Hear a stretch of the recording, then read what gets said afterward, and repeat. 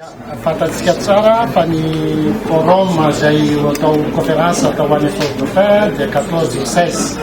zavatra telo angamba no any anatin'ny ordre du jour zany hoe voalohany misy an'le réunion de bureau conférence ny chambre consulaire africaine et francophone izay voalonany firenena 20 io zany hoe ny membre de bureau anefa no tonga any Fort-dauphin amin'ny fotoana io dia misy réunion mikasika an'izay fanatsarana fitantanana indrindrandrindra famatsimbola amin'ny chambre de commerce ao anatin'ny pays africaine et francophone zay zany zavatra anankiray zava-dehibe satria ho fantatreo hoe inona ny filan'ny chambre de commerce membre zany hoe anisan'izany Madagascar izay vice président io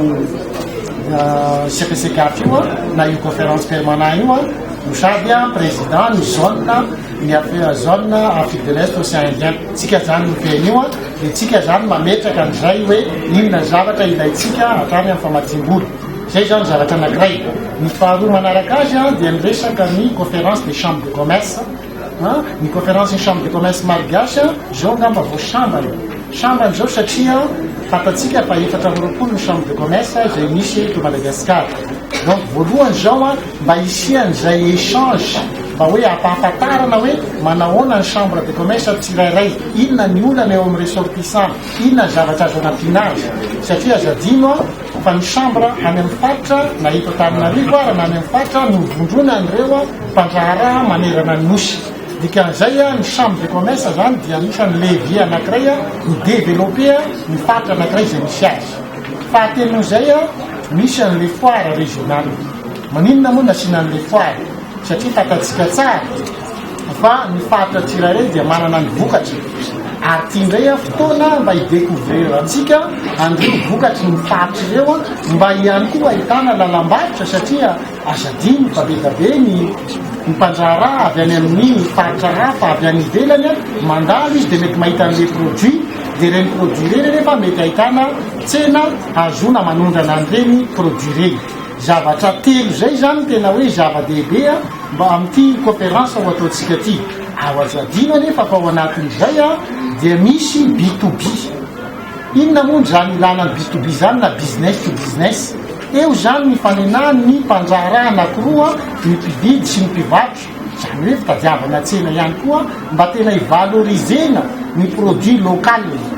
ary anisan'ny participant io ane syndicat des entreprises izay ho tonga any satria hoe ny produit local tokony atao mise en valeur mba azontsika zany manjifa andreo produit local reo mba azony PME na ny petite et moyenne entreprise mahazo tombony manoloana an'izay zay zavatra zay zany tena mahazava-dehibe an'ity 3 jours izay ho atao any Fort-dauphin ty ary tena feny be telo mihitsy raha ny fotoana ary ny participant koa zany dia tena hoe bitrika doly ary zay no antony nanaovanay atao amin'ny fédération politique de décentralisation satria mila fatarina ny vokatra any amin'ny faritra mba azontsika manao an'izany en valeur an'izany produit any amin'ny faritra zany hidirana amin'ny sehatry ny fanondranana azadiny ny fa misy visite mipor eo ary fantatsika tsara fa misy programme ny atao zone économique spéciale ny any amin'ny zone économique spéciale ny Oporeoala izay manana réserve na 440 hectares ary koa anisany manana ny port raitra indrindra eto Madagascar izay manana tirando hatrany amin'ny 16 mètres zany zavatra rehetra zany no opportunité goavana ananan'io faritra io ananan'io toerana io izay ilaitsika ny exploitena zany zavatra zany ampahafantarina andreo vahiny zao hoe zao ny arenana ananay